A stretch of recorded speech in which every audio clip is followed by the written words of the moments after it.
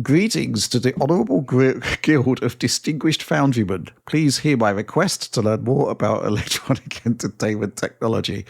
With all the doom and gloom already surrounding the upcoming 10th console generation, what would you consider the most exciting generation so far, tech-wise? And it could indeed be the quote-unquote last console gen, or something that could be described as such. Keep up the amazing work and stay bespoke! !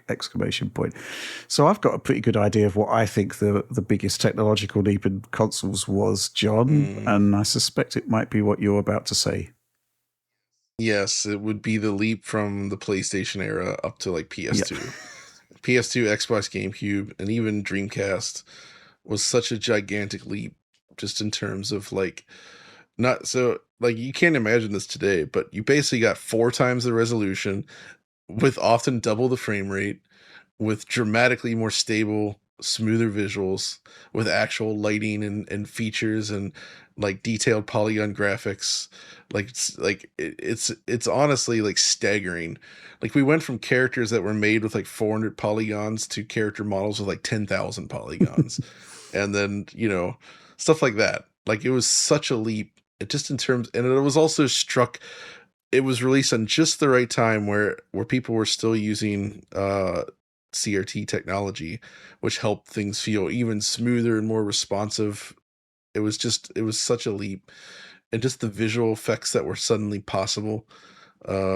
Yeah, I mean, if you lived through that, like the leap was gigantic, and we never saw it again, in my opinion, because, you know, when we actually, as I'm finding right now with my current video, like when you actually went to the HD era, there was definitely some cool things that happened, but there was also a lot of steps back, a lot of choices made that you didn't, unlike that generation, you didn't get all the things at once. You got some of the things some of the time. Yeah. But developers had to pick and choose, and they often didn't pick correctly. You got a lot of 30 frames per second. You got a lot of screen tearing. You wish you had 30 frames per second. That's a pipe dream. That's the thing, man. That was the big. So one of the weird upgrades when they went to the PS4 generation, we started to get stable 30 FPS games. Yes, wow. Which you almost never got on the PS360 era.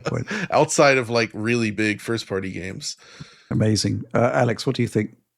So I would concur with John. GameCube, like you just look at the difference between an N64 and a GameCube game. Oh God, it's ridiculous. Yeah. It is like N64. The frame rates usually in almost even the first party games could be ridiculous.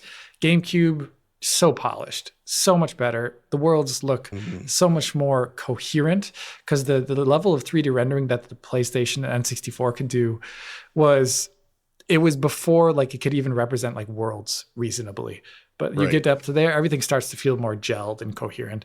But for me, on a personal level, I'm always kind of interested in the beginning of the Xbox 360 PS3 generation, just because it was the last time the consoles were different architecturally than PCs.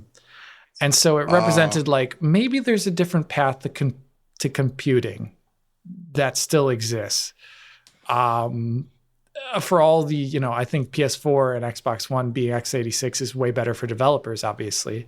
But it was at least interesting at the beginning of the PS3 and Xbox 360 gen because they represented 2 different futures for computing that could have been, and ended up not bearing out in the end. So I'm always kind of interested in that era actually quite a lot. Yeah.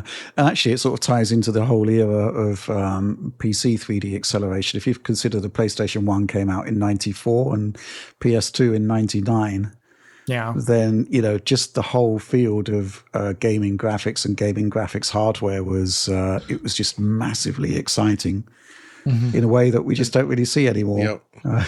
I mean, that's also because of the PC research being done. That's what made the Dreamcast leap crazy. Like when you look at the dates, like N64 launched and then Dreamcast launched basically 2.5 years after N64. And it's ridiculously better. Like it's barely any time at all. And it's such a huge leap. Yeah.